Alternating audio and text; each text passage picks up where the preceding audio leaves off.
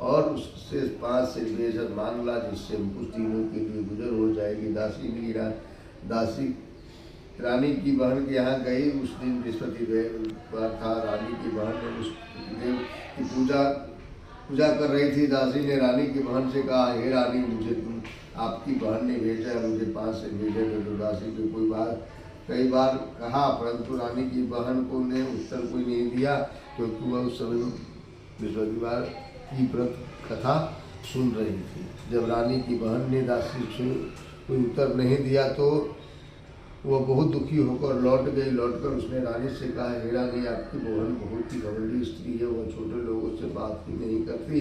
मैंने उनसे कहा तो उनका कोई उत्तर नहीं दिया, मैं वापस चली आई। रानी बोली, इसमें उसका कोई दोष नहीं है, बुरे दिनों में कोई सहारा नहीं देता, अच्छे बुरे का पता विपत्ति के समय ही चलता है। जो ईश्वर की इच्छा होगी वैसा ही होगा। यह सब हमारे भाग्य का दोष है। इधर जब रानी की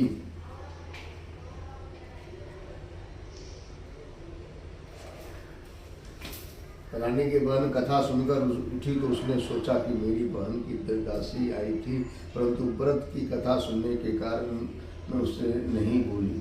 इससे वह बहुत दुखी हुई होगी। फिर भक्ति पूर्वक उसको भगवान का पूजन समाप्त कर वह अपनी बहन के घर गई और बोली, हे बहन, जब तुम्हारी दासी गई थी तब मैं बृहस्पतिवार का व्रत कर रही थी।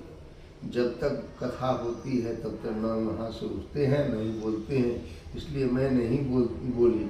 अब तुम बताओ कि तुमने दासी को क्यों भेजी थी। रानी बोली, बहन, मेरे घर के अनाज नहीं है, तुम तो घर की दशा जानती हो, इसलिए मैं दासी को तुम्हारे पास 5 से भेजा लेने के लिए भेजा था। रानी की बहन ने कहा, बहन, बृहस्पति देव सबकी मनोकामना पूर्ण करते हैं, फिर जाकर देखो, शायद